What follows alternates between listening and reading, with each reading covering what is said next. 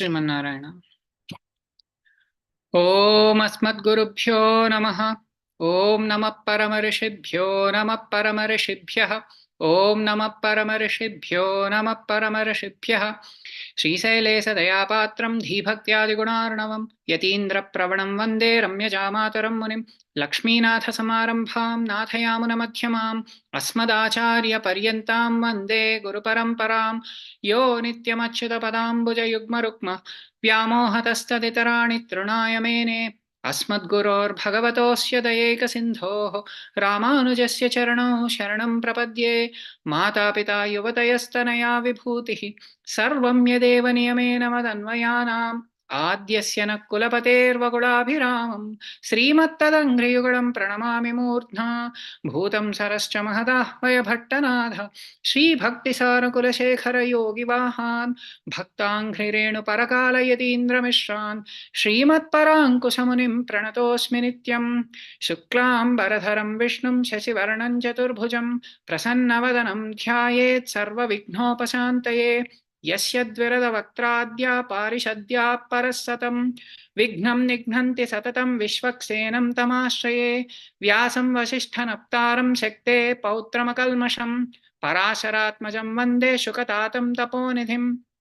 ओम नमः सर्ववेदान्तवेद्याय परमात्मने वेदेभ्यो वेददर्शिभ्यो महर्षिभ्यो नमो नमः।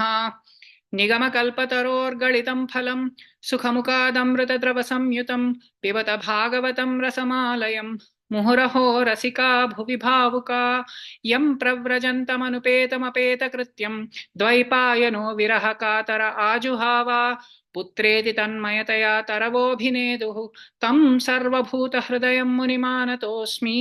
नारायणं नमस्कृत्य नरं चैव नरोत्तमं देवीं सरस्वतीं व्यासं ततो जयमुदीरयेत्।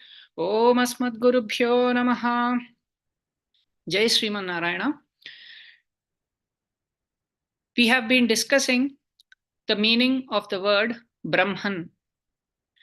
The Taittiriya Upanishad describes Brahman as yato va imani bhutani jayante, that entity from which everything that we are seeing here is coming about from. Yena jatani jivanti, that by which everything that is here is being maintained. Yam prayanti, that which everything reaches when they attain liberation. Abhisamvishanti, abhisamvishanti means abhitaha pravishanti. Sam iti ekikarane, that means ekikritaya pravishanti, everything attains that at the time of total dissolution. When dissolution happens, everything abhitaha pravishanti, everything enter into which tattva when dissolution happens, that is abhisamvishanti. How do they enter? They enter ekikritaya praveshaha samveshaha, that means they enter in such a way that you cannot distinguish one thing from another. You cannot distinguish that entity from that tattva into which everything enters. So many times people use the word destruction, right? Destruction is incorrect. What actually happens is dissolution. What is the difference between the two? The difference between the two is that in the case of one thing, if we take the example of salt that is put in water, what happens to the salt? Is the salt destroyed or is the salt dissolved? We say it is dissolved. The salt is still present in the water. It is present in a form in which you can no longer identify the salt as separate from water. If the salt has completely dissolved in the water, you cannot separately identify salt from the water. But do we say that salt is present now because we can no longer see it? Yes, if we taste it, we will know that the water still has salt in it, right? So that is the way in which things enter Paramatma. They enter in such a way that you can no longer identify them. That is called dissolution. That is yam abhisamvishanti, they enter into this tattva at the time of pralaya. Prakarshena laya, layati iti pralayaha. That means everything enters into that tattva in a way that you cannot distinguish it from that tattva itself. There are many such pralayas that happen. So the question here is, Brahman is that tattva into which everything enters at the time of dissolution. So who is this Brahman? Who is identified with this Brahman into whom everything enters at the time of pralaya?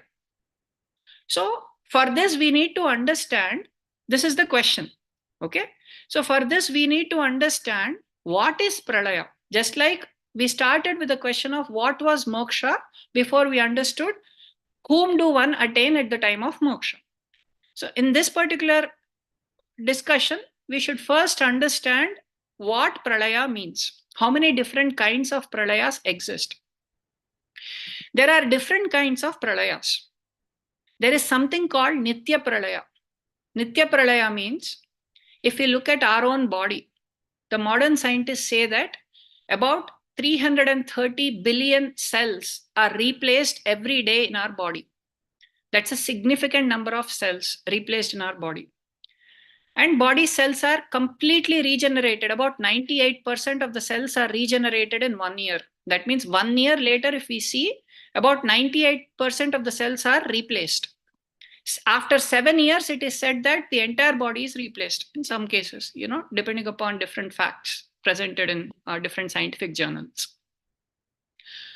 So this is an example of nitya pralaya. Nitya pralaya means at every time things are getting replaced by something new. And we also experience loss of objects with time, loss of people with time, loss of abilities with time, loss of memory with time, and finally death. These are all examples of nitya pralaya. This is the first kind of pralaya that our scriptures tell us. Then there is the second kind of pralaya called naimittika pralaya. Naimittika pralaya means pralaya that happens using someone as a nimitta. Nimitta means instrument. Who as an instrument? Using Brahma, the four-faced Brahma, Lord Brahma, right? Who we actually identify as creator. This Brahma is different from Brahman. Okay, Brahman is the entity we are discussing about right now. So Lord Brahma, using him as an instrument, there is a pralaya that happens at the end of each day of Brahma. Okay, how do we understand this? Right now, we all tell Sankalpa, right? We say, Dvitiya Pararthe, Shveta Varaha Kalpe, and so on. Vaivasvata Manvantare, Kaliyuge, Prathame Pathe, and so on, right? This is how we say our Sankalpa. What is that Sankalpa? What is the Kali Yuga that we are talking about? If we look at our Vedic literature, they provide us with time spans of each of these ages, right? Each age. Kali Yuga, it is said, spans for about 432,000 years. That is the time span of Kali Yuga in terms of human years. Okay. Clearly, time scales are different when we look at things from our perspective. When we look at things from, we know that, the length of one day is different on the Earth compared to the length of a day on Jupiter or Pluto, for instance, right? Similarly, the time scales also vary from one planetary system to another planetary system. Now we are talking about Bhuloka versus Satyaloka. Brahma resides somewhere in Satyaloka. So, but to give a very simple example, for instance, it is said that, bacterium, some kinds of bacteria survive for about 20 minutes. So if you look at the lifespan of a bacterium, what is our lifespan from the time scale of a bacterium? How many such 20 minutes exist? Many such 20 minutes exist, right? We are talking about our 100 years. Within our 100 years, so many bacteria keep getting generated and then they keep losing their existence, right? And this happens multiple times. So from the point of view of the bacterium, we live a substantially long life, right? So that is our lifespan from the point of view of a bacterium. Similarly, from our point of view, Brahma lives a substantially long life. What is that substantially long life of Brahma? Let us see. So we are currently in Kali Yuga. Roughly about 5,000 years have passed based on, historians and, scriptures also. We identify that roughly about 5,000 odd years have passed. There are about 4,26,000 years left in Kali Yuga. So Kali Yuga span is 432,000 years. Dwapar Yuga is roughly twice the time of Kali Yuga. So that is about 864,000 human years. That is the time span of Dwapar Yuga. Treta Yuga is 3 times that of Kali Yuga. So it is about 1,296,000 human years. That is the time span of Treta Yuga. Satya Yuga is about 4 times that of Kali Yuga's time span. So it is 1,728,000 human years. That is Satya Yuga. Now, Satya Yuga, Treta Yuga, Dwapar Yuga, Kali Yuga, if we join them all together, this is called one Chatur Yuga. Okay, Chatur Yuga is Satya plus Treta plus Dwapara plus Kali. That is the entire time span of a Chatur Yuga. This is also called a Mahayuga. So within a Mahayuga, if we sum these number of years up, there are about 4.32 million years. Okay, 4,320,000 years. So that is the total number of years that are present in one Mahayuga. Within one day of Lord Brahma, Chaturyuga Sahasram tu Brahmano Dinamuchyate. So there are about 1,000 such Chaturyugas in one day of Brahma. So one day of Brahma is also called one Kalpa. Within one Kalpa, about 1,000 such Chaturyugas happen. That is just during the daytime of Brahma. We are not even counting the night time. Just like most of us work from 8 to 5. That is our daytime. So Brahma's working hours also exist during his daytime. During his night time, he goes to rest. He goes to sleep. So during his daytime, if we look at just his daytime working hours, that is about 4.32 billion years. Okay, 1,000 times 4.32 million years. So that's about 4.32 billion years. So that is one day of Brahma. We are talking about one day of Brahma, which is 4.32 billion years. Roughly, if we see, modern scientists say that that is the age of the earth. The universe began. They say the universe began about 4 billion years ago. I don't know how they put it to that number, but they are tracing that to the beginning of the universe. So roughly, this is coinciding. So one pralaya happens towards Brahma's night. Just like we all try to close our office work at 5 p.m. or 6 p.m. and we wind up our day. Similarly, Brahma wants to wind up his day also. And he wants to go and take rest. So at that time, there is a pralaya that happens. So because we are talking about it with reference to Brahma, this is Naimitika pralaya. This is one thing that happens at the end of Brahma. There is another pralaya that happens towards the end of Brahma's lifespan. So Brahma also is a jiva who lives for 100 years. So all the devatas are also jivas. They have their positions that they have attained by performing severe penances. If we go through the Vedic literature, we find stories about how each devata attained their position. So Brahma also attained his position. After 100 years, he will quit that position. He will be done with that position. And he will go to Paramapadam. So that is Brahma's lifespan. So towards the end of Brahma's lifespan, a total dissolution happens. So this is an interim dissolution. This is Naimittika Pralaya.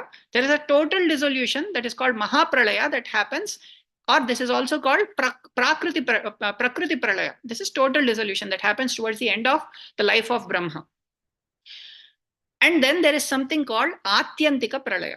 Atyantika Pralaya means the ultimate end of the jiva in samsara. That is called moksha.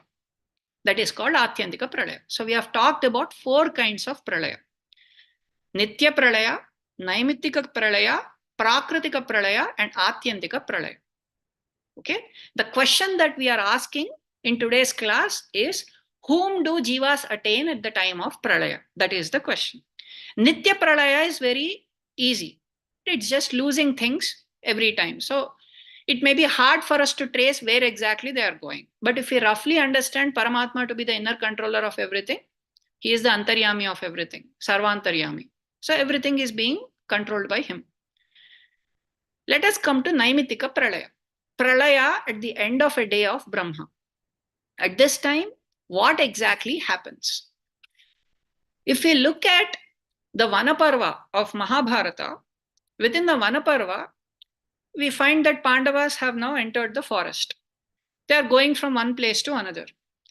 So as soon as Kartika Purnami got over, they entered a forest called Kamyaka, along with their charioteers and cooks and other people. And they were received by some sages and saints who were present there. While they were living in that forest, people, different Brahmanas used to come and visit them. Different Acharya Purushas used to come and visit them. One of them said that very soon Krishna is going to come and see you here. He already knows that you people have arrived here and is always interested in your welfare. He's very eager to see you. So he's going to be here pretty soon, he says. He also says that the great sage Markandeya, who lived for many years, devoted to severe penances, he is also going to visit this place. Just as he said that, right then Krishna and Satyabhama, they arrived there. And then the Pandavas were there along with Draupadi, and they mutually greeted each other. Krishna greeted the elder people. He offered his obeisances to elders like Yudhishthira and so on. And he embraced people like Arjuna. And then those who were subordinate to him like Nakula and Sahadeva, they offered their respects to Krishna. So they followed their normal protocol, right? Age-wise, not according to the Supreme Tattva and so on. So at this time, Krishna was very happy to see the Pandavas. And then as Krishna and Pandavas were talking, and Draupadi and Satyabhama, they embraced each other and they started talking to each other. This is what was happening in that forest. Right then, Markandeya also arrived there. This Markandeya has a very special benediction. What is the story of Markandeya? So we said that he was saved from death by Lord Shiva himself, right? At that time, Markandeya, finally, he thanks Lord Shiva. And then he decides to use, it is one thing that life is saved, but it is another thing how that life is being used. So Markandeya decided to use that life, which was very preciously given to him by Lord Shiva. He wanted to use that for a good purpose. So he decided to do his duties first and study the Vedas systematically, perform sacrifices. He performed very intense penances, and he also maintained very strict celibacy. He just remained like that. And then he used to perform his daily duties, do his Trikala Sandhyavandanam. He used to worship his preceptors, the sun and Brahmanas, Bhagavatas. So many people used to come. He used to worship all of them, and he used to constantly devote himself to Paramatma. In this way, time was passing. But Markandeya, one fine day, what happened was Lord Shiva came. And along with Parvati Devi, after some time they came because Lord Shiva saved Markandeya Maharshi. So after some time they were just passing by like that in the skies. And then they saw this Markandeya, and immediately Parvati Devi, she said, look, you saved his life. Let us just go to him once. And let us see if he has anything he wants to ask us at this point. And Lord Shiva, he knows everything. So he said, this person Markandeya, he's a very great devotee of Paramatma right now. Such people will not be interested in anything material if you want to ask. He says, Naiva ichhati ashisaha kwapi brahmarshir moksham api uta bhaktim param bhagavati labdhavan purushe avyaye. This Markandeya has already attained bhakti towards Paramatma. So such people, Naiva ichhati ashisaha kwapi, they will not be interested in any kind of material benedictions if you want to give them, because he is interested only in moksha. So there is no point in going and giving him something right now, but still, because you said, let us go and see what he's up to. And then they both arrive there. And he is very busy meditating. Markandeya, he was just doing his daily duties. He was sitting and meditating on Paramatma. At that time, to understand, whenever great personalities like Lord Shiva, Lord Brahma, all these people come, they cannot leave. If they decide to grace someone, if they decide to appear in front of someone, they cannot leave just like that. They have to give a benediction. That is their dharma. So they already know that he's not interested in anything material. So Lord Shiva still wanted to see if he's interested in anything at all. So Lord Shiva decided to enter the heart of Markandeya. And within the heart of Markandeya, immediately Lord Shiva is the presiding deity of Jnana, knowledge. Shankarat Jnanam Anvichet, right? So he is the presiding deity of knowledge. So immediately within his meditation broke. And Lord Shiva discovered that he has a desire to see the end of Pralaya, Markandeya.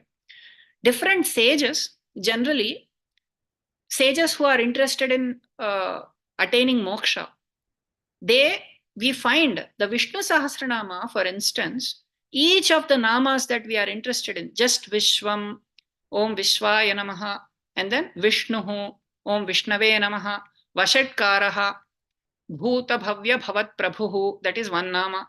In this way, there are different namas that have been weaved together in Vishnu Sahasranama by Bhishma. But Rishibhir Parigitani, all these different namas have been those that have been meditated by different sages. Some of these namas, the different sages, they did upasana of one nama for so many years. That means they wanted to fully realize the depth of that particular nama. In that way, even that is the the way we find even in the Upanishads. Right? If we see different Upanishads, in this particular Upanishad, for instance, Taittiriya Upanishad, this Bhrigu, he approaches Varuna, his father, and he is interested in a certain feature of Paramatma, that from which everything emanates, by which everything is maintained, that into which everything enters at the time of moksha and at the time of pralaya, that tattva is Brahman, he said. Now he wants to keep on meditating on that. And he sits down and starts meditating. Which tattva fulfills this? He starts with Anna, Prana, Mana, and so on. So in this way, his meditation proceeds. Someone else in another Upanishad says Paramatma is called Karanam. So, and then that person, he starts meditating on Paramatma as the cause of everything. In this way, on different attributes of Paramatma, different sages meditate. Markandeya was someone who was interested in seeing the end of the world. How Paramatma, that is also a wonderful phenomenon. What Paramatma does at the time of pralaya. He is just interested in meditating on just that particular pastime. Now, some sages, they are interested in meditating on certain features of Krishna, like the Damodara feature of Krishna. So, Damodara Ashtaka was compiled by one sage. In this way, different sages compile different things. So, this Markandeya Maharshi, he was interested in that pralaya. How Paramatma takes everything into him at the time of pralaya. So, Lord Shiva understood this desire. So when he entered the jnana, his meditation got disturbed. He also saw that Lord Shiva and Parvati have appeared there. He offered his obeisances to them. And, Lord Shiva immediately asked, what desire do you have? Is there anything that we can give you, bless you with? Then he says, there is only one desire that I want to ask, that my devotion towards Achyuta, Lord Achyuta, varam ekam vrine, he says, there is only one desire that I have.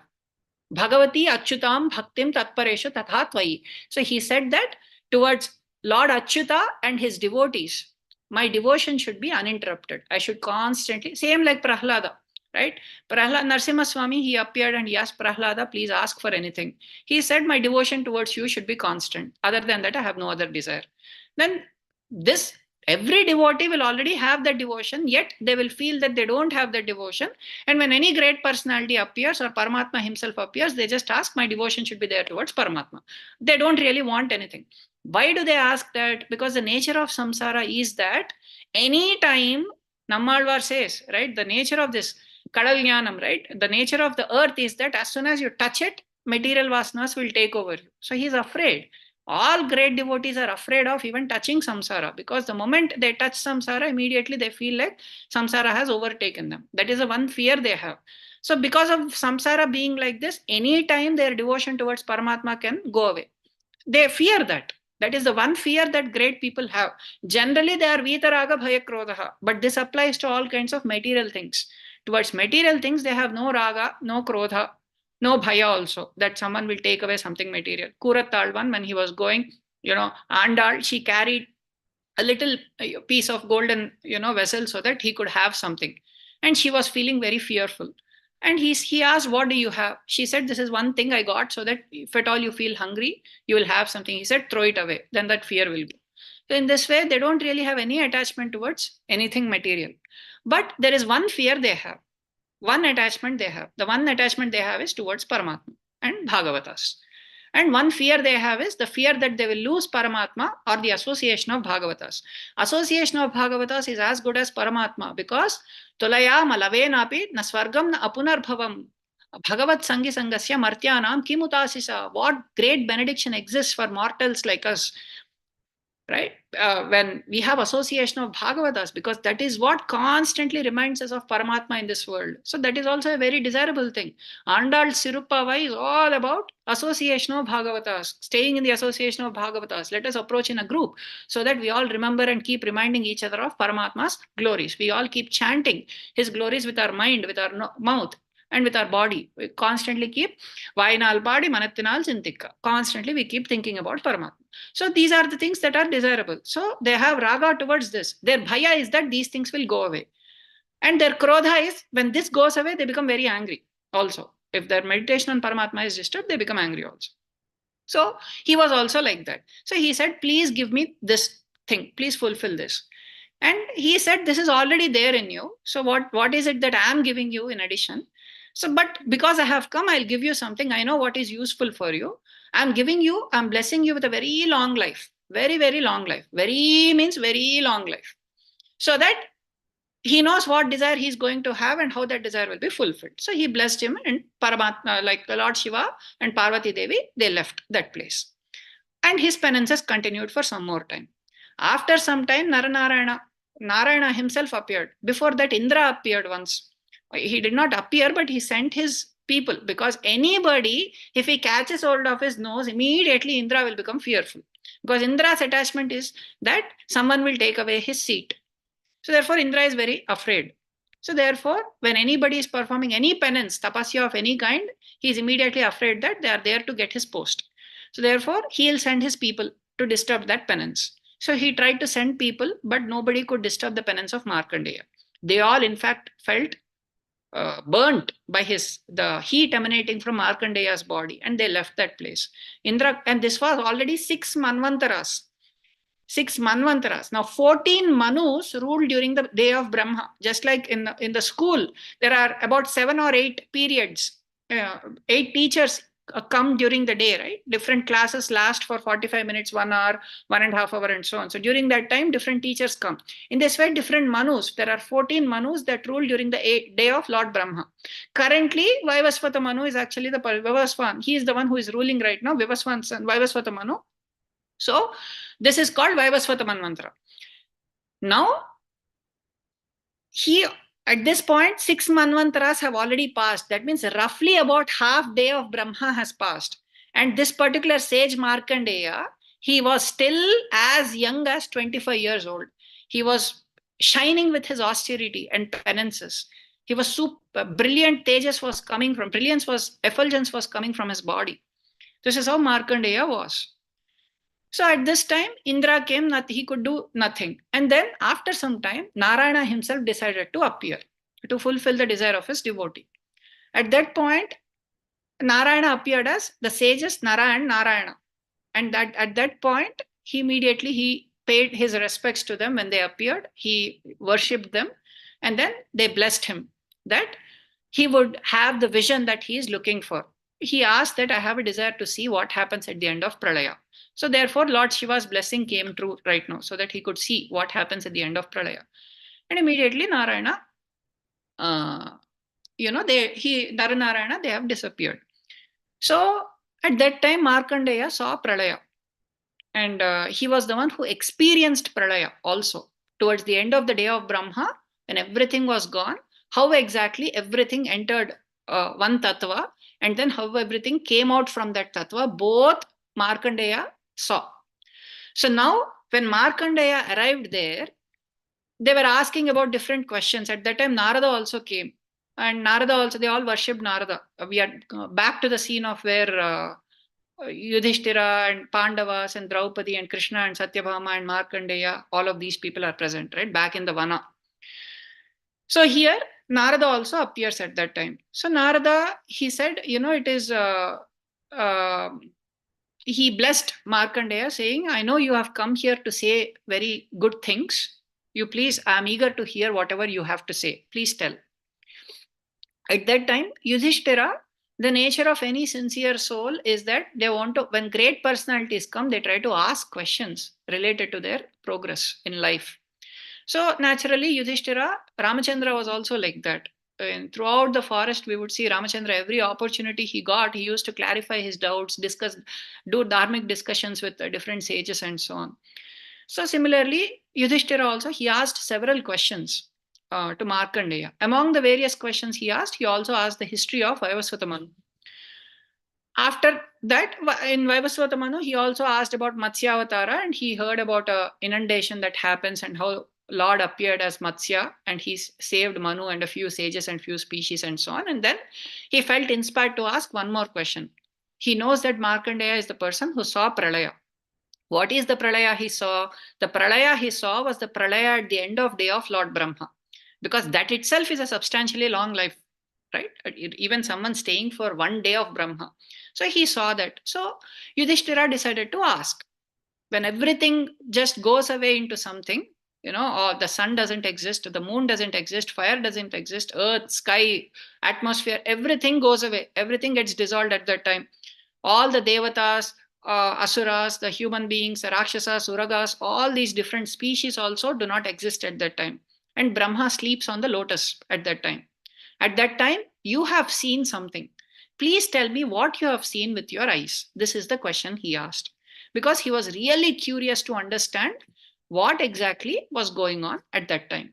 So Markandeya, every question he was answering. Now he is going to describe what Naimittika Pralaya looks like.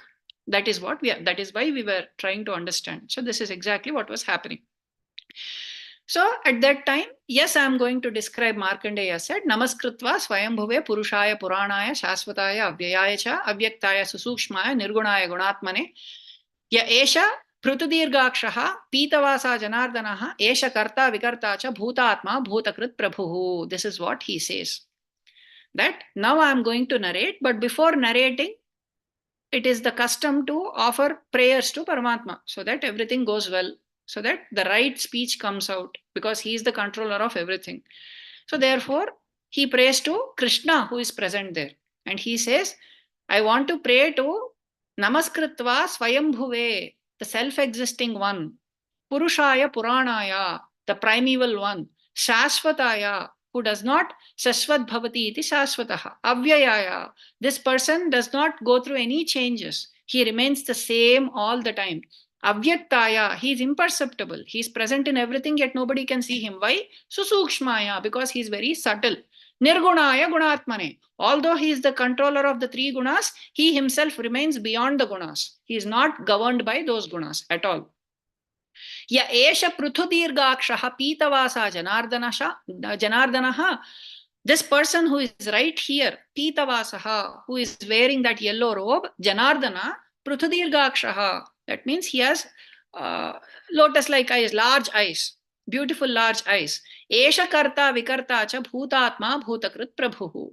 So he is the one who is the original creator and also the creator as the antaryami of Brahma.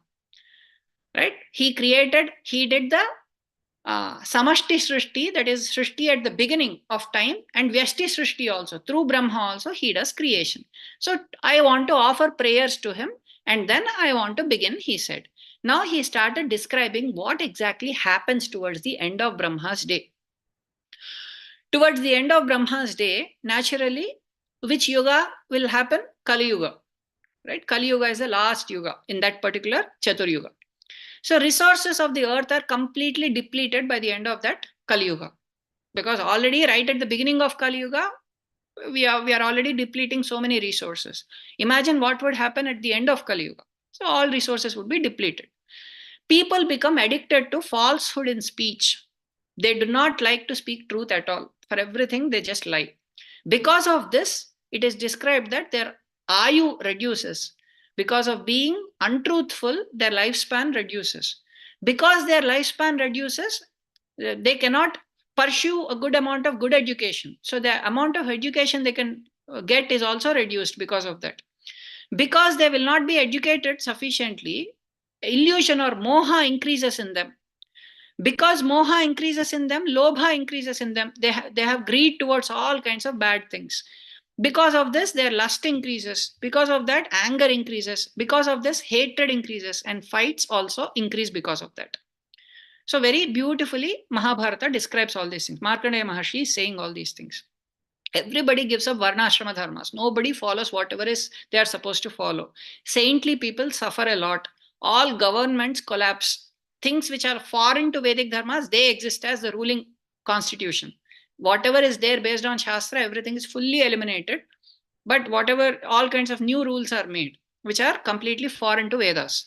The taxation increases, all cities become destroyed, all substances lose their essence and fragrance. It means substances become insubstantial completely. Only if at all any fruits or flowers come for any tree, they are going to be very, very few, but they will also not have any fragrance or taste or essence in them. If you eat them or don't eat them, there is no benefit whatsoever. Everyone suffers from some disease or another. People, they give importance to protecting their own bodies. They don't care about others at all. They want to accomplish whatever they want by going to any amount of doing sins. In this way, they just take to immoral life completely. In general, people become very short-lived. They are weak in strength, their energy is deprived, and they have very miniature bodies. And human population also decreases, and animal population increases. This is a very interesting observation. Generally, if the number of pious people keep on reducing, that's what happens towards the end of Kali Yuga, then people keep taking birth as animals. So animal population will increase towards the end of Kali Yuga, and human population will decrease, it seems. And another thing that is told is women become mothers of people deprived of good manners at a very young age. So all these bad things will happen. At that time, what happens? Tataha sa Bhagavan Vishnuhu Rudra Rupa Dharo Avyayaha Kshayaya Yatte Kartum Atmastha Sakala Praja. So where do all beings reside? They reside in Paramatma himself. In his body, everything resides. Right? Who is that Bhagavan? Bhagavan Vishnu. What does he do? Tataha, when the situation becomes like this, Rudra Rupa Dharo Avyayaha, as the inner controller of Rudra, Kshayaya Yatate Kartum. He just prepares for bringing about the dissolution of people in the form of Rudra. That's what he does. He gets very angry at that time. That's what it is said. So when he is angry, then Rudra appears. Where does Rudra appear from? Veda says, the Subala Upanishad says, Lalatat Krodhacho Rudra Jayate. From Paramatma's Lalata, when he frowns like this, when he gets very angry, it comes from here. Rudra comes from there. So then what happens? Tataha, so as a result of that, what happens? Severe drought comes for 100 years. So when Paramatma is very merciful, when everything is going well, rains come and everything flourishes. When rains don't come, that means Paramatma's grace, the Devata's grace, nothing is there on this planet or any planet for that matter. So it is said that a severe drought comes for almost a century. For a period of 100 years, there will be drought, no rains whatsoever. If there is no rain, that means there is no question of any agriculture. There is no question of farming. There is no question of growing anything. Maybe scientists might have devised some ways of all kinds of, tablets having all kinds of vitamins and minerals. If you take one tablet, you'll get everything. So maybe nobody depends on agriculture anymore. We don't know. But anyway, it is said that there is no means of getting food. So people start eating each other.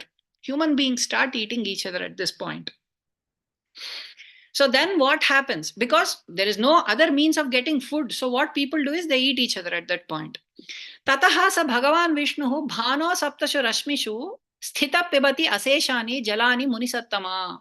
So at this point, what Lord Vishnu does is, as the antaryami of Surya, right? Sun, it sends out 7 rays. Using those 7 rays, he drinks up all the water that is present in the universe. That means everything is dried up. All the oceans, the rivers, the waterfalls, any kinds of lakes, seas, all these things are completely dried up by those rays of sun. Who is doing it? Paramatma himself, Lord Vishnu himself, as the antaryami of Surya, he is doing all these things. Then what happens if sun becomes so powerful? At that point, the sun, it gets nourished by all the waters that are consumed. And that one sun multiplies its intensity 7 times. It is said that almost 7 suns appear and they pervade the entire universe. Tataha tasya anubhavena tayo ahara upabrumhita taeva rasmaya sapta jayante sapta bhaskaraha. So almost 7 suns appear and they keep burning up the entire universe. Right now, if sun shines with a lot of intensity on one hot day, people get heat stroke. They get sunstroke. Imagine 7 suns shining with highest intensity. What would happen? It is described here already. All the water on the universe is evaporated by just that one sun at the time of Pralaya. That is called Samvartaka Bhaskaraha at that time. Samvartaka Surya. And at that time, if the intensity multiplies 7-fold, then what happens? Nobody even perspires, because even one drop, so complete humidity is sucked up from the atmosphere. Everything is fully dehydrated. All people get fully dehydrated. The trees become completely dried up. Even sweat on people's bodies are completely dried. There's no sign of humidity anywhere in the atmosphere. At that point, it is said, Kurma Prushtopam Akritihi. The universe takes the form of, just how smooth the shell of a tortoise is, that is how smooth the universe will become. All these ridges and so on, because of all the beauty that is present, everything will be gone. At that time, previously we saw that Rudra, Paramatma started preparing himself in the form of Rudra. Now that Rudra appears, how does he appear? Tataha kalagni rudroso bhutva sarvaharo harihi. So, sarvaharo harihi, Lord Hari, who destroys everything, he appears in the form of kalagni Rudra at that time. That means, as the Antaryami of Rudra, he enters. Who is that Hari? Shastras describe that is Sankarshana Tattva. There are 3 Tattvas of Vasudeva. What are they? Sankarshana, Pradyumna, Aniruddha. Aniruddha means someone who is invincible in nature. Nobody can stop that Tattva. Niruddha, that is Aniruddha. That Tattva is Lord Vishnu himself. There is someone called Pradyumnaha. Pradyumnaha means someone who shines brilliantly because of the effulgence that comes out of them. Generally, it is noticed that when a woman is pregnant, it is said that, there is some kind of shine that everybody sees around her. There is a glow that is found, right? When Brahma, he is pregnant with the universe. He wants to create the universe, Lord Brahma. Then this Paramatma's energy called, there is a vyuha of Paramatma called Pradyumna that enters as the Antaryami of Brahma, so that he can perform that creation. That is called Pradyumna Tattva. There is another Antaryam, there is a vyuha of Paramatma called Sankarshana, Samyak Karshati. Completely it attracts and absorbs everything. Just like a magnet. If you put a magnet, it will attract all the iron filings into it. In this way, Samyak Karshati, everything is absorbed into it. That Tattva is called Sankarshana Tattva. So that Tattva enters as the Antaryami of Rudra. And Rudra performs that destruction. Tataha kalagni rudroso bhutva sarvaharo harihi seshahi shvasa sambhutaha patalani dahatyatha. Where does he appear from? He appears from, it is told here that he appears from the Shvasa. Shvasa means the breathing of Sesha Ahi. From Adisesha's breathing, he appears. From Adisesha's breathing, it is told that, now if you look at, this is the version of Vishnu Purana. Okay, we shifted to Vishnu Purana because the description is much more in Vishnu Purana compared to Mahabharata. In Mahabharata, it is only told that the sun shines brightly and it sucks up all the atmosphere. And then fire comes and wind blows and everything's taken off. But if you look at Vishnu Purana, very clearly, Parasara Maharshi, he elaborates how, as the Antaryami of Surya, it is Lord Vishnu himself who does this. As the Antaryami of Rudra, it is Lord Vishnu himself who does this. As the Antaryami of wind, a severe wind blows and everything, when wind joins fire, what happens? It will blaze even more brilliantly and everything is burnt up, right? That's how we see forest fires happening in this country. So that also happens right now. So what happens is, in Bhagavata Purana, it is said that he appears from between the eyebrows, from between the 2 eyes of Adisesha. The Brahma Vaivarta Purana says he appeared from the forehead. The Vishnu Purana says he appeared from the mouth. Now, who is this person? He is Adisesha. If you look at a snake, snake will have its 2 eyes on its sides. The mouth will be in between and the forehead will be right on the mouth. So all 3 versions are correct. So one should not get confused that different Puranas are telling in different contradictory ways. There is no contradiction whatsoever. All 3 are saying the same thing. So he appears finally from the mouth. From the mouth, a fire emanates. That fire itself is Kalagni Rudra Swarupa. How does he appear? The Bhagavata Purana describes. It says that he appears along with his Trishula and the Trinetra appears. And then he opens his 3rd eye. So fire emanates from him. That fire, what it does, it starts burning up. Now, Ananta, Adisesha, how is this universe being supported? The Bhagavata Purana says that Dhriyamananam siddhardaiva lakshyate. That means the Bhagavata Purana says that this entire universe, if you look at Adisesha, we all know, right? He has thousands of hoods, many thousands of hoods. Padivela Padagala Mayamu, right? That's what Annamacharya sings. Padivela does not mean only he has only 10,000. He has unlimited heads, Adisesha. So on one of the hoods, if you just look at one hood of the snake, imagine a small mustard seed. That is the size of universe on the head of that snake, Adisesha, on one hood. So many universes are being sustained on the hoods of Adisesha. So we are talking about one universe. We are still talking about just one universe. And many such universes exist. That one universe is size of a mustard seed. So what happens when this Kalagni Rudra, he releases that fire starts burning up all the Patala Lokas first. All the nether regions start getting burnt up. So when all the nether regions start, getting burnt up, what happens at that time? Wind also joins and it blows for 100 years. And all the regions start burning up. Now you can imagine when fire is burning like that, we all have seen many times, right? When forest fires are there in California or some other place like that, we see the effect of that in all these places. If there are forest fires in Canada, we see that here in Minnesota and other places also. So everything is covered with dusty smoke that you cannot see anything. So that is how the entire universe is covered at that point. Scorching heat of the sun on one side, the sun is still there. Then the fire has started from the bottom, and then this is joined with wind, and everything is burning up at this point. So combined with the blowing wind, all beings at this point, they suffocate and they get burnt, right? And they die. In this way, the Patala Loka, that starts getting burnt first. And then the heat starts, the nature of heat is that it starts rising up. Heat starts hitting the Bhuloka. Gradually it proceeds upwards towards Bhuvarloka and then Svargaloka. So then what happens? The Vayu Purana gives beautiful description here.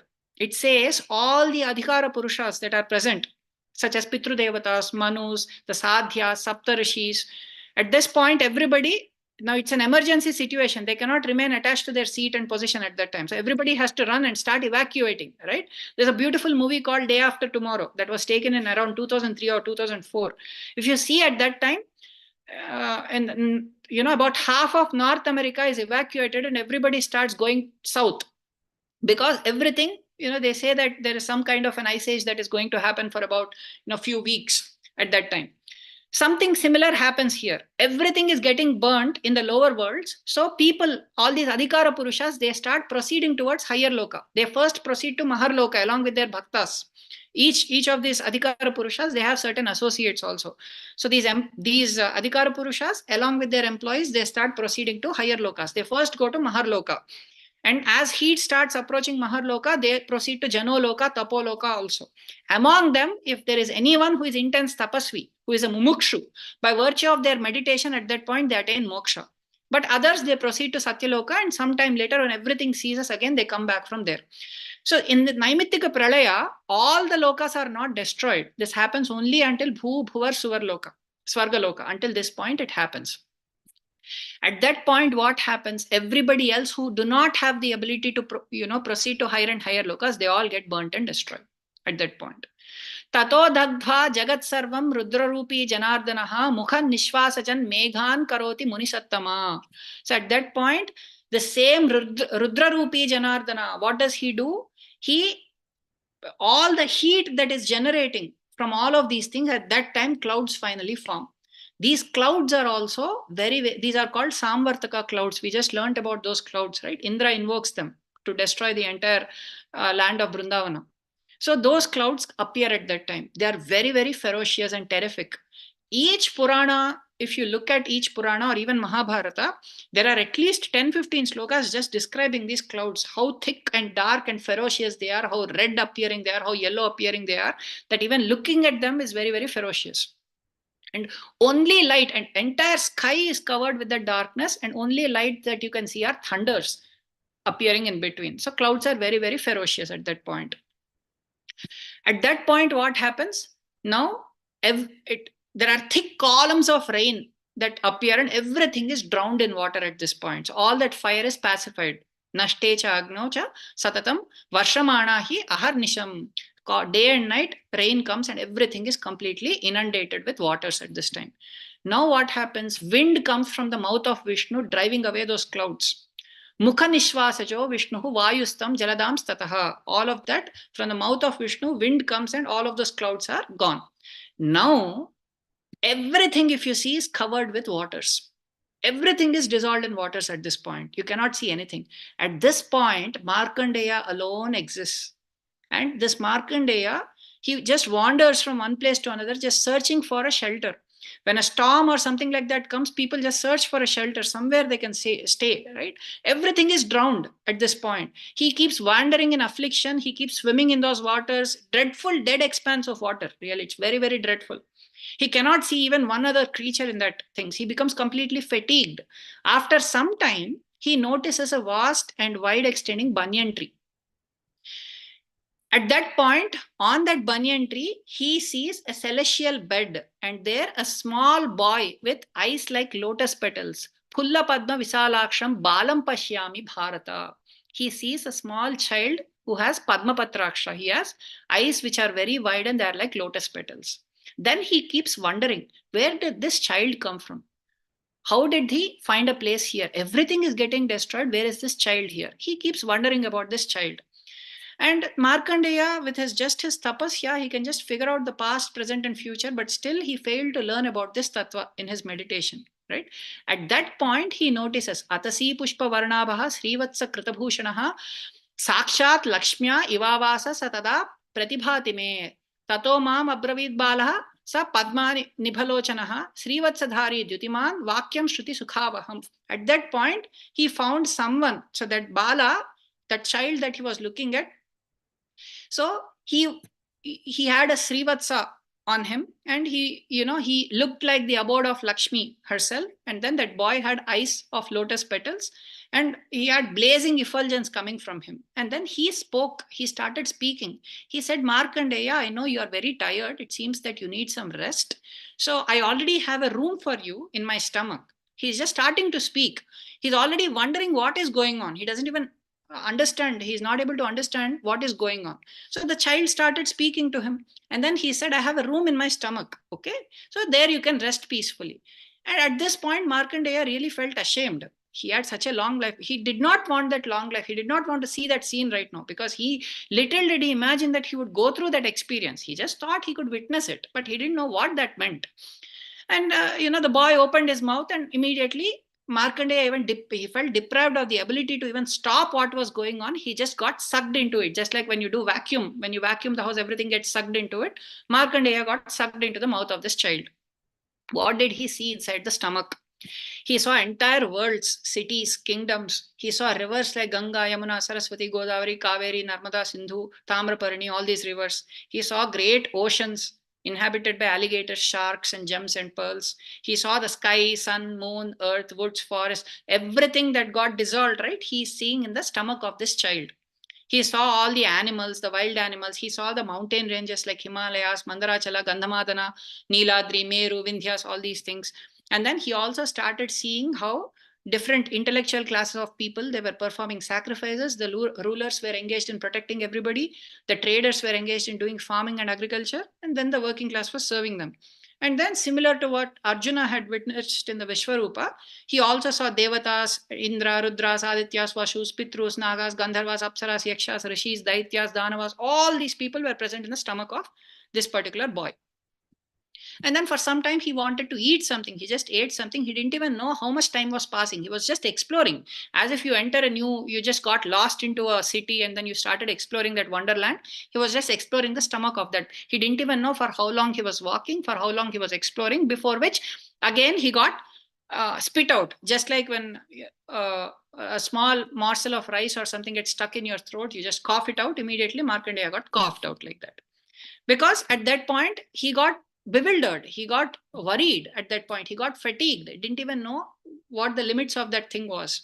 So he felt very anxious in his mind, and he did Sharanagati to that particular deity into which he entered, acknowledging that you are the superior tattva. I'm offering obeisances.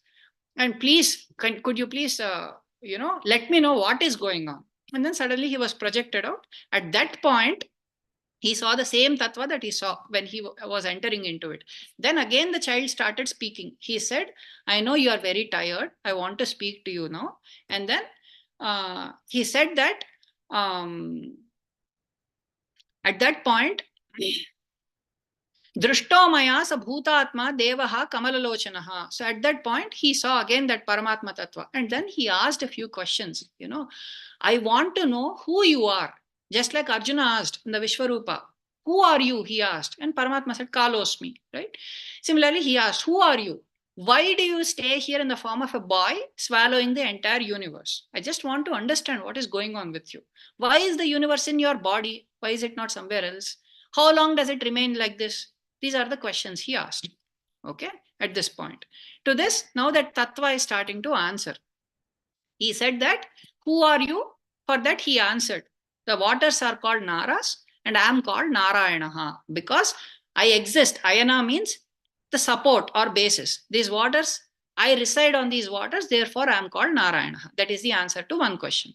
He said, because you are very pleased, I will answer all these questions, right? Your intense ascetic merit, your surrender to me, and your devotion to me, your devotion to Pitru Devatas, all this has been very pleasing to me, therefore I'll answer everything. And he said, I am Narayana.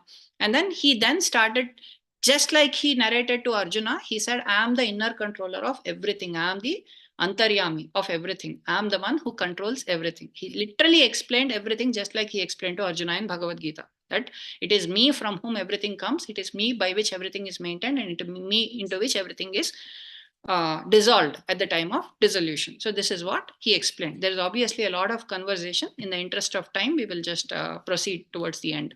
Okay. So he finally said, Aham Narayano Nama Shankachakra Gadadharaha. So my name is Narayana and I am the one who has Shankachakra Gada and all these things. And then later on, after seeing all of these things, again, this tattva, he said, now I have explained everything to you. You can come back into me and you can just rest in me if at all you are interested. You please come and rest in me, until which point you remain like that, he said.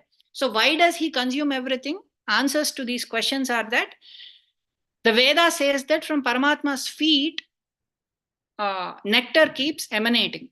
So this child remains by sucking everything into him so that Brahmadeva can take rest at night. At that time, Brahma needs some rest. So someone needs to take care of the universe. If Brahma is resting, again, he cannot keep getting disturbance calls in the middle of the night that something is happening, please come and help. So at that point, Narayana himself being the sustainer of everybody, he puts everybody into his stomach. And he puts everybody in his stomach, and then at that point, he keeps sucking his own feet so that nectar flows into him, and then everybody sustains. Everybody's state is sustained at that point. And then when Brahma is woken up again during the daytime, the next day of Brahma happens, again through Brahma, he performs all of this creation back. So everything comes back. So this Markandeya saw that he is the one who is using Brahma as an instrument, and then towards his end of his life, everything is being sucked into this tattva, and again everything is coming out of the mouth of, everything is coming out of Narayana again, outside. So now all of this was seen, and he is the one who is sustaining everybody. Right? He said, the entire universe, I am the supporter of everything. I am the Antaryami of everything. So therefore everything rests within me. And at that point, he tells the Pandavas, now this is important. He says that I have seen that tattva. So far, he is the one who is feeling all of that. Now he is saying, Yaha saha deva maya drishtaha pura padmaya tekshanaha sa eshaha. That person is that tattva that I saw at that time, at the time of pralaya. Sa eshaha, that person is none other than this Krishna. Purusha Vyaghra Sambandhite Janardana.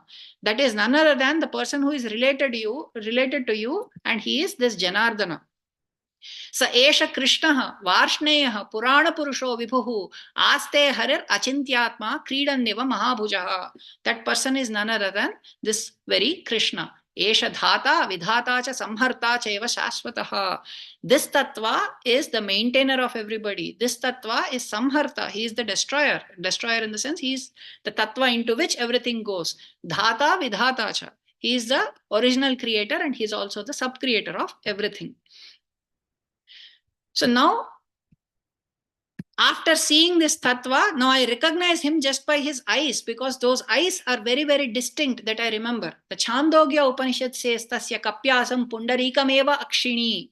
There is the tattva called Brahman, for whom the eyes are like lotus petals, it says. Many people wonder whether Paramatma has a form or not. Many people think he has no form. But he has a very beautiful form. Ishavasya Upanishad says, Yatte Rupam Kalyanatamam Tatte Pashyami. He has a beautiful form that is Kalyanatamam. Kalyanatamam means that is happiness giving. How much happiness giving? The best of happiness giving. Kalyam Anati, Sukham Prapayati, iti Kalyana. Right? That which gives you happiness is called Kalyan. Kalyanatama means superlative degree. That which gives you the most happiness. That is the tattva. That tattva has a form. That form has eyes. Those eyes are pundarikam akshini, says Chandogya Upanishad. So that is Pundarikaksha himself. So in this way, he describes, after Markandeya describes like this, immediately they all offer their obeisances to Janardana. In this way, he describes the Naimittika Pralaya, that it is this very Krishna who remains at that time in the form of a child. Into him everything is sucked into, and who again pulls them back. And he, through Brahma as the Antaryami, he creates everything. Now we have to understand one more thing, which is Prakritika Pralaya. What is Prakritika Pralaya? Now, Prakritika Pralaya is basically, if you understand how creation happens from Avibhakta Tamas. Remember what we have learned in the beginning of this class? We talked about the example of salt being dissolved in water, right? That is Avibhakta. That means you cannot clearly distinguish salt from the water. Salt is seen inseparable from water. That is called Avibhakta Tamas. So this Avibhakta Tamas exists in beginning, right? That its first transformation, we are seeing the sequence of in which creation happens, how prakritic elements come about, right? Avibhakta Tamas exists as one with Paramatma. Then Tamaha Pare Deve Eki Bhavati. It exists inseparable from Paramatma. That Avibhakta Tamas becomes Vibhakta Tamas. Here you can see that distinction. It is like salt can be seen distinguished from water. And then the next transformation of this, Avibhakta Tamas into Vibhakta Tamas becomes Akshara. Akshara means, if you take a small seed, if you see the process of germination of a seed, what happens? The seed which is hard, it attains a state which is soft in nature, capable of transforming, capable of breaking and producing something from it. That is the state in which it is Akshara. From that Akshara Tattva comes Avyakta. I have to proceed a little faster, but it is basically Avibhakta Tamas. From this comes Vibhakta Tamas. From Vibhakta Tamas comes Akshara. From Akshara comes Avyakta. Avyakta is the state where, if I have to give an example of the same seed, right, that you plant in the soil, it is the state where the symptoms of life are noticed in that seed. You don't see anything coming out yet, but symptoms of life are noticed. That is the state in which it's called Avyakta. Then Avyakta becomes Vyakta. That point, it is called Mahan. It has Buddhi. It is like the seed sprouts and starts becoming big. Something starts coming out of it, right? That is Mahan. Here, 3 types of Ahankaras are noticed. These are Sattvika Ahankara, Rajasika Ahankara, Tamasika Ahankara. The Rajasika Ahankara combines with Sattvika Ahankara and produces Jnanendriyas, Karmendriyas, and Manas. Okay? Rajasika Ahankara combines with Sattvika Ahankara and produces Jnanendriyas, Karmendriyas, and Manas. Then Rajasika Ahankara combines with Tamasika Ahankara and produces Panchamahabhutas and Tanmatras. So this is the sequence in which everything comes. And now from Shabda Tanmatra, Akasha and Sparsha Tanmatra come about. From Sparsha Tanmatra, Vayu and Rupa Tanmatra come about. Tanmatra means seed-like form. Okay? Shabda Tanmatra means first sound exists. From the seed-like form of sound, Akasha comes about. And also Sparsha Tanmatra, touch. The sense of touch also comes about from that. From Sparsha Tanmatra, Vayu and Rupa Tanmatra come about. From Rupa Tanmatra, Agni and Rasa Tanmatra come about. From Rasa Tanmatra, Apaha and Gandha Tanmatra come about. From Gandha Tanmatra, finally, Prithvi comes about. Prithivya Oshadayoho Oshadibhyo Annam Annat Purushaha. This is the sequence in which the Veda describes creation of elements. Prakritika layam is something that happens towards the end of the life of Brahma, where each tattva again resolves back into its source. So, Bhutadir Mahati Liyate. Remember, the Bhutadis came from Mahan, right? So, those they go back into Mahan. Mahan Avyakte Liyate. That Mahan again goes back into Avyakta. Avyaktam Akshare Liyate. That Avyakta again goes back into Akshara. Aksharam Tamasi Liyate. That Akshara goes back into Tamas. Tamaha Pare Deve Eki Bhavati. That Tamas again goes back into Paramatma. And whose leelas are these things? If you look at Bhagavata Purana, it says, Etaha Kurusreshta Jagadvidhatur Narayanasya Akhila Sattvadhamna Leela Kathaste Kathita Samastaha. So all of these are aspects of Narayana. That means he is the one who exists as the inner controller of every one of these things. Who says that? If you look at Vishnu Purana, it very clearly describes that. Vyakta saha eva cha avyaktaha. Sa eva purusho avyayaha. So what exists as Vyakta and Avyakta, what exists as Purusha, Avyaya, Paramatma cha Vishwatma, Vishwarupo dharo Harihi. Lord Hari alone exists as each one of these things. As the inner controller of that, he produces the next thing. As the inner controller of that, he again resolves back into the previous thing. Prakritirya mayakhyata vyakta avyakta swarupini purushaschapi ubhavetau liyate paramatmani. Paramatma cha sarvesham adhara parameshwaraha Vishnur nama sa vedeshu vedanteshu cha giyate. Who is this tattva into which tama pare deve eki bhavati we saw, right? Everything resolves back into Paramatma tattva. Who is that Paramatma tattva? The Vishnu Purana is clarifying that Paramatma cha sarvesham, he who is the Antaryami of everybody, Adharaha, who is sustaining everybody, the Supreme Lord Parameshwaraha, Vishnuhu Nama. His name is called Vishnu. Where is he called Vishnu? Sa Vedeshu Vedanteshu cha Giyate. He is called as Vishnu in the Veda and the Vedanta. In this way, what we are finding is that it is this tattva into which everything is entering at the time of total dissolution also. It is this tattva into which everything is entering at the time of interim dissolution also. It is this tattva into which everything enters at the time of moksha also. Therefore, Paramatma is also called by one more word. He is called Atta. Atta. This is not the Telugu Atta. It is Sanskrit Atta. Atta means one who eats. What does he eat? Charachara Grahanat. He eats both the moving entities and non-moving entities, the sentient entities and the insentient entities. He consumes both. The Katha Upanishad is the Upanishad in which Yama tells Nachiketa that Paramatma is called Atta because he yasya brahmacha kshatrancha ubhe bhavati odanaha. For him, both the sentient entities and the insentient entities become his meal. And how does he eat? For eating a meal, we need an instrument. Mrityuryasyopa he says that death itself becomes the means through which he consumes everything. In this way, the Prakritika Pralaya happens. Now, we have understood how everything enters into him.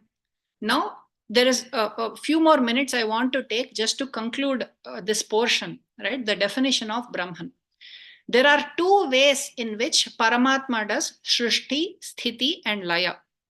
One is Sadvaraka. Sadvaraka means through the means of something. As the Antaryami of something, he does these things. He does Shrishti, Sthiti and Laya. That means creation, maintenance and dissolution. The second means is Advaraka. Advaraka means directly he himself does it.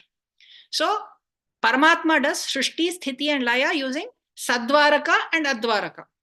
Srushti, how does he do Advaraka? He directly creates. First, he creates the raw material and he gives it to Brahma. And then Brahma performs the rest of the creation. All the things we have seen in the Prakriti, right? Things that come from each one after another. All of that comes from Paramatma. He creates them and then he gives them to Brahma. This is Advaraka. He is not using the help of anybody else. He himself is doing. Next, Sadvaraka. He creates Vayu by being the inner controller of Akasha. He creates Agni by being the inner controller of Vayu. In this way, the Purana describes that he takes 4 forms as Brahma, as Prajapatis, such as Marichi and so on, as Kala, and as all beings. In this way, he performs Srishti. We know that Brahma performs Srishti, right? We all know that. Then all the Prajapatis are the people from whom different species come about. So Prajapatis are also performing Srishti. Kala also performs Srishti. Why? Because with the passage of time, different things keep coming about. So time also performs Srishti. All beings also perform creation, right? Everybody creates different objects, different people also give birth to other people. We think that we are giving birth to somebody, but we are not giving birth to anybody. It is what is being told here is that Paramatma, as our Antaryami, he is the one who is giving birth to another being also. So this is all Sadvaraka. The other thing is Advaraka. This is how he is doing Srishti. Sadvaraka and Advaraka. Sthiti. Advaraka sthiti, how is he doing? 𝐏𝐥𝐞𝐚𝐬𝐞 sthito Vishnuhu karoti paripalanam. As the antaryami of everything, he himself does the maintenance of everything. Jyotimsi Vishnuhu bhuvanani Vishnuhu vanani Vishnuhu girayo dishascha nadya samudrascha saeva sarvam yadasti yannasti cha vipravaryaha. Everything that exists or does not exist, everything has Vishnu as its antaryami. So this is Advaraka. Without the help of anybody, he himself is maintaining everything.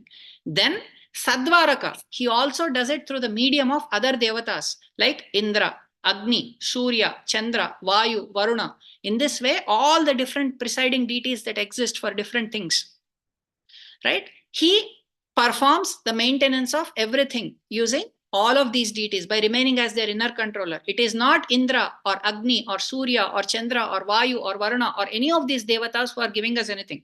It is Paramatma as the antaryami of that devata who is giving us those things. When we worship this devata, it is Paramatma within that devata that gets pleased, and he is the one who gives the result through the medium of that devata. So this is Sadvaraka, right? Through the means of someone he is doing.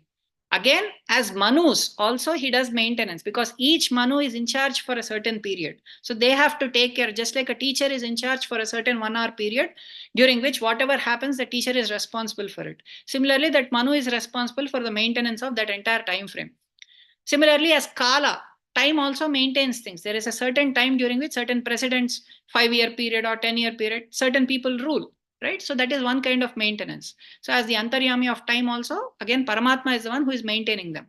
And again, all beings maintain the state of different things. So again, as all beings also, that is Sadvaraka. The Purana says, ye tu devadipatayo, ye cha daidhyadipastata, दानवानां च ये नाथाः ये नाथाः पिशितासिनां पशूनां च ये पतयः पतयो ये च पक्षीणां मनुष्याणां च पतयो नागानां च अधिपाश्च ये वृक्षाणां पर्वतानां च गृहाणां च अधिपाश्च ये.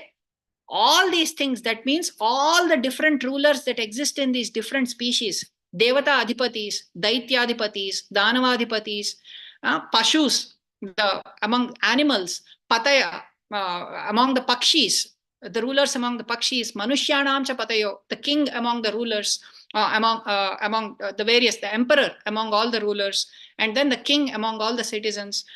Naganam cha adhipate, people like Ananta and Vasuki who are the rulers among Nagas, right? Vrikshanam, Parvatanam cha, Grahanam cha adhipascha ye. So there is one person who is existing as Sthitikaraka for all these things. He is maintaining the state of all these things. Atita vartamanascha ye bhavishyanti cha pare. Even things that are going to happen in the future, he is the one who is going to maintain them. Te sarve sarvabhutasya vishnor amsa samudbhavaha. All of them will be having Vishnu within them as the inner controller. Ye bhavishyanti ye bhutaha sarvabhuteshvara dvija te sarve sarvabhutasya vishnoramsa samudbhava. Nahi palana samardhyam rute sarveshwaram harim. Without the help of Lord Hari, nobody can maintain anything. Sthitau sthitam mahaprajna bhavatyanyasya kasyachit. So this is what is Vishnu Purana is telling, that everything's state is being maintained by Vishnu. This is all Sadvaraka in nature. Finally, we'll conclude with Laya. Advaraka Laya is something he directly does. If he wants to kill someone like Sushupala or someone, he releases the Sudarshana and directly he is the one who is killing. He is the one who is killing people like Putana, Shakatasura, all these demons. Sadvaraka, he destroys through the medium of others, such as Rudra, Agni, Yama, Arjuna sometimes, right? He said, Arjuna, you do, nimitta matram bhava savyasachan, he said, you are just nimitta. But mayevete nihata purvameva. I already killed all these people. You are just an instrument. So therefore go and fight, he said.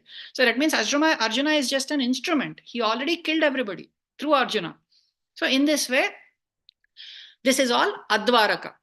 So with this, we have understood how this Paramatma, evam esha jagat srashta jagat pata tatha jagat bhakshayita deva sa samastasya janardanaha. In this way, the Vishnu Purana describes how he is the one who is the srashta, the creator of everything. Jagat pata, he is the one who is the maintainer of everything. Jagat bhakshayita, he is the one who consumes everything also as the antaryami. With this, we have tried to realize the definition of Brahman as yato va imani bhutani jayante yena jatani jivanti yam prayanti abhisamvisanti. This is what the Puranas describe and the Itihasas describe of this tattva. With this, we are concluding for today's session, and I think this entire last few days of description of Brahman is also concluded by this. I know I took a little extra time. I apologize. I also apologize for rushing through things because we are running out of time. Ideally, we could have taken a little more time to go in through details of every one of these things. But I thank Sriman Satish Swami, pravachanam.com team, Padma Garu and everybody else for arranging this, for giving me this opportunity, and all the Bhagavatas who are joining every day, taking time even to hear from me who is not very qualified, but somehow you have all accommodated me with your warmth, your love, and thank you all for giving me this opportunity. With this, I would like to offer my respects to the gurus who have taught me and Paramatma himself who is making me speak. Om Haraye Namaha. Om Haraye Namaha. Om Haraye Namaha. Jai Sriman Narayana. Jai Sriman Narayana. Jai Sriman Narayana. So the way concluding the dissertation, the topic is perfectly matching, Swami. And the today's talk was maybe like 1 week topic it was. And 1 week topic cutting into 1 day, it looks like for me. But since you are fortunate to record with the technology available today, so we can always listen back and then understand it and then note the things. But enormous information you captured, like the way the Markandeya saw it in the Vadapatra Shai. So everything is there in that small scene. Thank you so much, Swami. And taken this opportunity, but it is not ending here. It is only the beginning of it. So once in a while, we always try to take some more sessions, because people who are asking me, why don't you teach some other classes, some other, different topics. So we don't want to stop it here. We keep taking Swami's help for doing this. And I'm just going to open the lines, and some people are trying to talk. Yeah, we already unmuted them. Thank you so much on behalf of all the devotees who are attending from in the Zoom and as well as from the YouTube. Lots of people are watching it in YouTube after that, and I'm getting very good feedback, and not just a simple feedback. It's very, very informative feedback also they are giving it to Swami. Thank you so much. Okay, over to devotees. If anybody wants to talk about something, please. Jai Shri Narayana. Jai Shri Narayana, I think I feel very blessed to listen to you. I was glued all this week, which rarely I do. So God bless you with more wisdom, more happiness, and more occasions to talk to us. Jai Shri Narayana. Thank you, Jai Shri Narayana. Thank you for your blessings.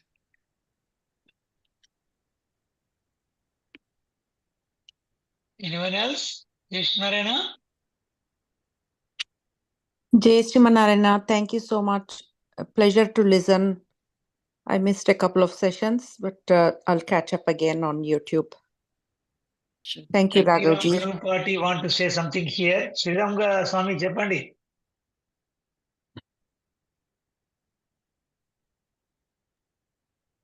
Sriram Swami. Sitaram Swami. చాలా సంతోషం Raghavji. Excellent, really enjoying it. YouTube లో వింటున్నాం, చాలా బాగుంది. We can relate to it very much. మీరు ఇచ్చే examples కానీ అది కానీ ఎవ్రీథింగ్ చక్కగా ఫాస్ట్ ఫార్వర్డ్ లో అన్ని పురాణాలు ఇతిహాసాలు మన అన్ని వినమని చక్కగా పునరాలోకం చేస్తున్నట్టుగా ఉంది. చాలా బాగుంది. You're enjoying it. Keep it up. Yeah. It was also sometimes it was looking like, we were making revision of the Upanishads we, went through, and also the Sribhashyam at some point it was correcting to. Yeah, it's a good recapitulation. That's no doubt. Thank you, That's all. Sriman. Jai Sriman. Thank you so much. I also attended 3 sessions. It was packed with information. Now I have to go to the YouTube and I'll probably listen again. So thank you, Jai Sriman. Thank you. Yeah, just a reminder, Randy, for everybody, tomorrow onwards we are going to have a Mahabharatam Sabha Parvam. As you all know, in Telugu, we finished Adi Parvam, and that happened almost for 8 to 10 months. And now we are going to do the Sabha Parvam with wonderful speaker, and no introduction is needed for that Swami, Dr. Sriman Venkatrangarama Swami Varu. And another great series. Please don't miss that. It's going to be in Telugu, of course. This is the first time we experimented. We did, in like introductory session 1 or 2 in English, but this is a first time a series happening from pravachanam.com in English.